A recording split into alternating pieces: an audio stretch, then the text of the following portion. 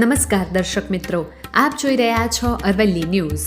ભારતના બંધારણના ઘડવૈયા ડૉક્ટર બાબા સાહેબ આંબેડકરની 135મી જન્મજયંતિ ગુજરાતભરમાં અને દેશભરમાં ખૂબ જ ઉત્સાહ અને ભવ્યતા સાથે ઉજવવામાં આવી રહી છે।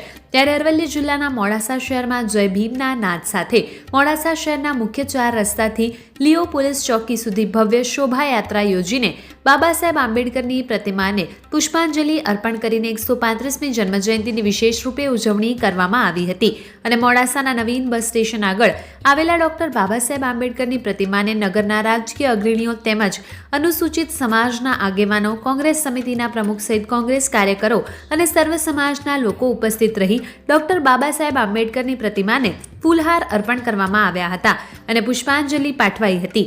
આ પ્રસંગે જય ભીમના નાદ સાથે તેમના દ્વારા બંધારણમાં આપવામાં આવેલા હકો અને સામાજિક ક્રાંતિને, સમાનતા, શિક્ષણ અને સમાજની ન્યાયના વિચારોને યાદ કરવામાં આવ્યા હતા।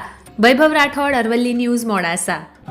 અરવલ્લી જિલ્લા મહિલા કોંગ્રેસ પ્રમુખ ઉષા રાઠોડ બોલું છું। આજે બાબા સાહેબ જન્મ જયંતિ છે 135મી।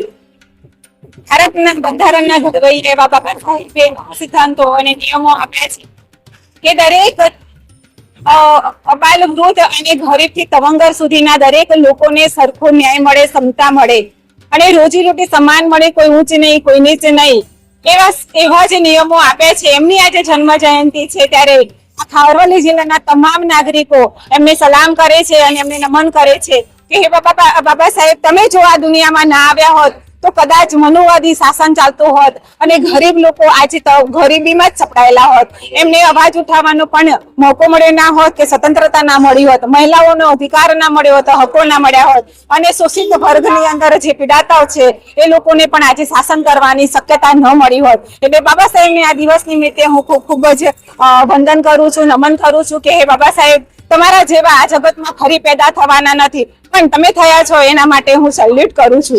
જય ભીમ, જય ભીમ, જય ભીમ।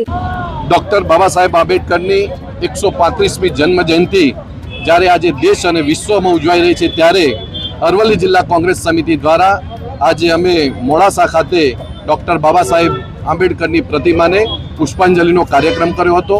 ડૉક્ટર બાબા સાહેબે જે સૂત્ર આપેલું, શિક્ષિત બનો, સંગઠિત બનો અને સંઘર્ષ કરો, જે નારો આપ્યો હતો એ નારાને લઈ આજે યુવાનો પણ આગળ વધી રહ્યા છે। બંધારણના ઘડવૈયા કે જેઓએ આપણા જે દેશનું ભવિષ્ય બંધારણ આપ્યું અને બંધારણને જ્યારે સૌ અનુસરી રહ્યા છે અને આજે વર્ષો બાદ પણ આજે એ જ બંધારણનો ઉપયોગ થઈ રહ્યો છે, એ આપણા માટે સૌના માટે ગૌરવની બાબત છે અને યુવાનોને જે રાહ આપ્યો એ રાહે ચાલવા માટે હું સૌની અપીલ પણ કરું છું। મારું નામ બિપિન કુમાર પટેલ, હું મોડાસા શહેર અનુસૂચિત જાતિ મોરચાનો પ્રમુખ છું અને આજે બાબા સાહેબ આંબેડકર સાહેબની 135મી જન્મ જયંતિ નિમિત્તે અમે આજે કોંગ્રેસ પાર્ટીના સર્વ કાર્યકરો અહીંયા બાબા સાહેબ આંબેડકરની પ્રતિમાને ફુલહાર કરવા આવ્યા હતા। બાબા સાહેબ એ હસ્તી હતી કે જેમણે વિશ્વનું સૌથી મોટું લેખિત બંધારણ રજૂ કર્યું છે અને એ બંધારણ ઉપર આજે આપણો દેશ ચાલી રહ્યો છે। આ ઉપરાંત આજે દુનિયાના 152 દેશોની અંદર એમના જે બૌદ્ધિક વિચારો હતા એ વિચારો પણ અનુલક્ષીને દુનિયાના 152 દેશો પણ બાબા સાહેબની જન્મજયંતિ ઉજવે છે। તદ ઉપરાંત આપણે વધુમાં કહીએ તો બાબા સાહેબ ભારતનું જે બંધારણ લખ્યું છે એ ઉપરાંત નેપાળ, બાંગ્લાદેશ અને પાકિસ્તાનના બંધારણમાં પણ એમને બાહ્ય રૂપે મદદ કરેલી છે।